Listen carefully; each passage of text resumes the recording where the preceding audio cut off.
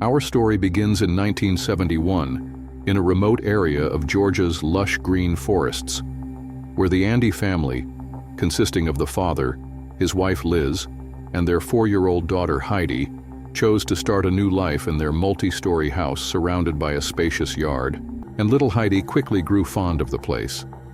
She spent most of her days in the yard, playing with her toys and talking to herself in her own world, being the only child in this quiet corner of the world. This is where the real conflict began, as childhood innocence confronted inexplicable phenomena. On a sunny day in the summer of 1971, while Heidi was absorbed in her play, an unfamiliar elderly man approached her. He quietly greeted her and said, "My name is Mr. Gordy." After a moment of hesitation, Heidi replied with her usual innocence, "My name is Heidi." Her mother didn't hear this conversation directly, but when Heidi told her about it later, she was deeply worried. How could a strange man enter their secluded yard, which was supposed to be completely safe? The area was private to the family, with no one else around. Liz asked her husband Andy to go check. Andy carried his pistol as a precaution and went out into the yard, but he found no trace of the elderly man at all. He thoroughly searched the area, then returned to the house, sternly warning his daughter not to talk to any strangers and asking her to immediately return to the house and tell them if she saw anyone again. Little did the parents know that this warning, important as it was, would be futile against what was to come. What happened next was even more alarming, documented in the family's internal reports later presented to investigators. The situation repeated itself over and over. Heidi would see the old man, greet him, and he would greet her. Then she'd tell her mother. The mother or father would rush out, but find no one. The mother began to doubt. How could an elderly man disappear so quickly without a trace? At this point, concern turned into bewilderment, and doubt began to creep into her mind. As the days passed, the mother began to watch Heidi from the house window, seeing her daughter clearly talking to invisible figures, calling out, "Mr. Gordy." The mother was convinced that Heidi was imagining an imaginary friend, which is common among children at this age. But this conviction began to waver in the face of Heidi's increasingly precise details.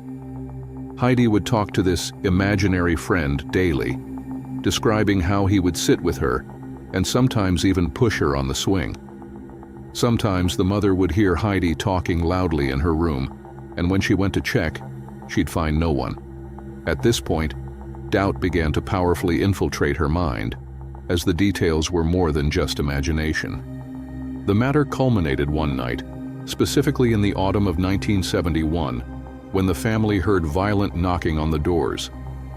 They immediately called the police, and local police records confirmed the family's report. Authorities arrived and searched the entire area, but found no trace of anyone, leading them to record the incident as a false alarm or illusion. The police informed the family that the child might be imagining things, and that the area was completely deserted. But this explanation did not comfort Liz and Andy. Then, a few days later, something happened that made them realize what they were feeling was not just an illusion, but a tangible and terrifying reality. In late 1971, Heidi was playing in the yard as usual, and her mother watched her extend her hand into thin air as if greeting someone, then sit beside them and talk. When her mother asked, Heidi said Mr. Gordy had been there, but he ran away. Her mother severely reprimanded Heidi, asking her not to lie and that this behavior could cause them problems.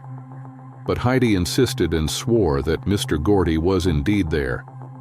At this point, the mother realized that her daughter wasn't making up stories, but seeing something they couldn't.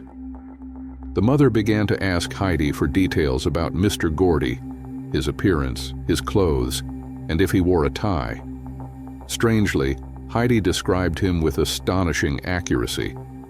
She even left food for him in the kitchen, only to return and find it gone.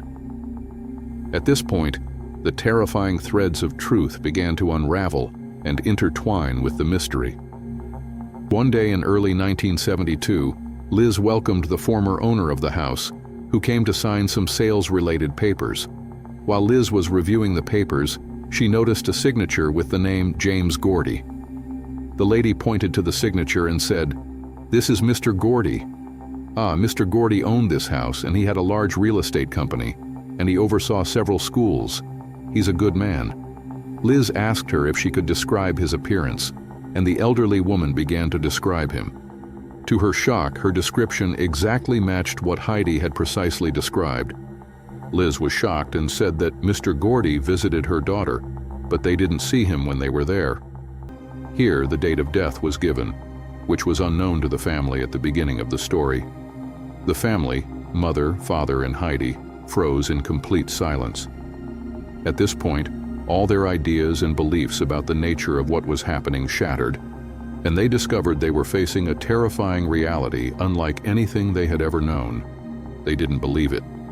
They decided to go to the cemetery themselves to confirm this shocking information.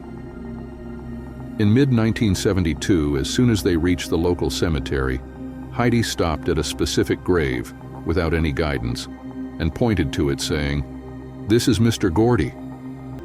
At this point, terror began to seep into the depths of their souls irreversibly. They returned home and began to seriously consider leaving. Things were no longer normal.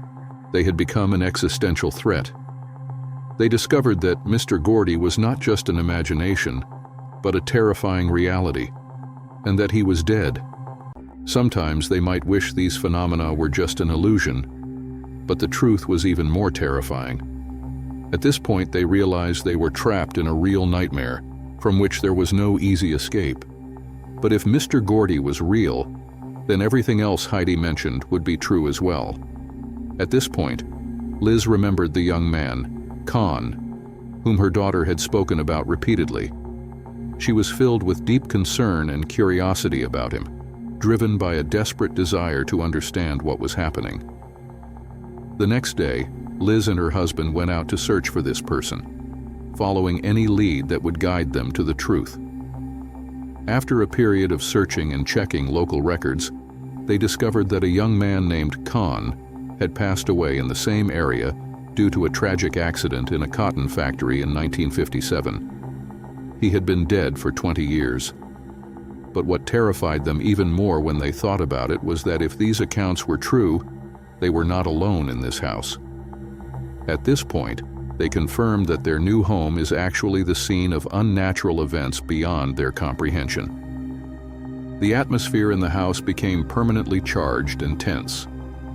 The days passed slowly, which prompted Andy to buy a dog on the hope that it would change their psychological state and calm the house's atmosphere. But just 2 days after the dog arrived, one night in late 1972, while the dog was asleep, it suddenly woke up and went to the kitchen, barking hysterically without anything visible in the place. Andy tried to figure out the problem, but he found nothing at all. He looked at the ceiling. Then the dog ran out of the house like crazy and kept running far away before returning again, terrified and agitated. At this point, they realized that animals also felt the invisible danger surrounding them, which further strengthened their conviction about the presence of hidden entities. After they learned Con's name and his description matched Heidi's description by 90%, the parents decided to take a set of photos of young people who had died in that area, and Con was among them. They asked Heidi to point to Con's photo, and the terrifying thing was that she pointed directly to his picture without any hesitation. At this point, doubt turned into certainty, and they were sure that their daughter saw what they did not. The strange events continued to unfold relentlessly for the family, especially Heidi, for whom the situation evolved into constantly seeing strange entities more clearly. As the days passed, Liz became pregnant with her second daughter, and at this point, things began to worsen even more. The mother saw the house moving on its own, and heard laughter and voices like hallucinations coming from around the house, in addition to objects moving on their own without reason. But this wasn't all.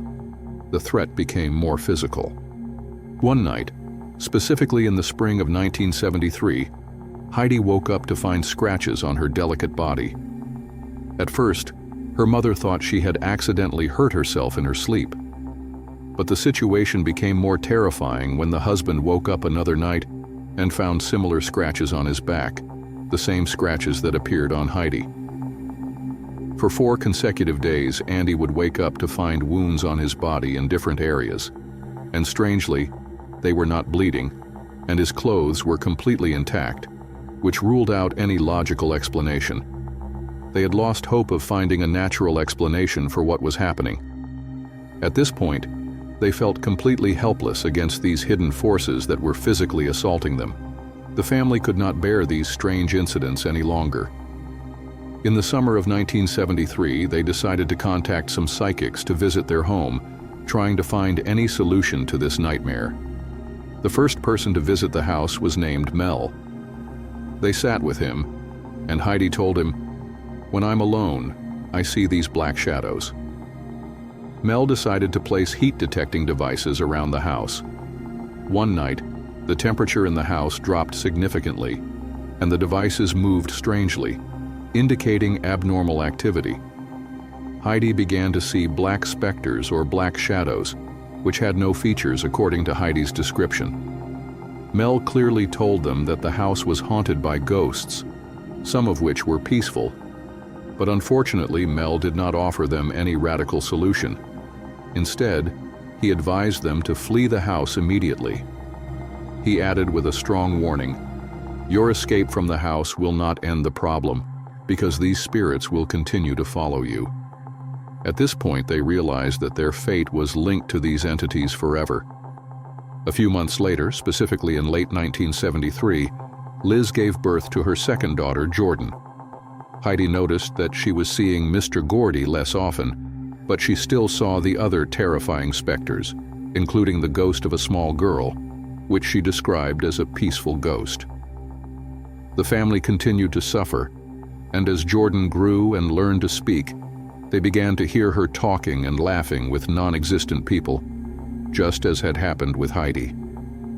The old scenario had repeated itself with the new generation. At this point, there was no escaping the repetition of the experience, as the spirits were pursuing the entire family. The Garrick family's story spread through local and national media in 1974, becoming rich material for journalistic investigations. One journalist even came to the house to see the ghosts himself, but not only did he find something terrifying, he entertained the idea of living with them to observe their lives directly, which reflects the extent of the terror the family was experiencing. At this point, the horror reached the press, giving the story greater credibility and widespread circulation. Among the people who visited the house, there was a lady named Emel, a well-known spiritual medium who had communicated with the dead since childhood.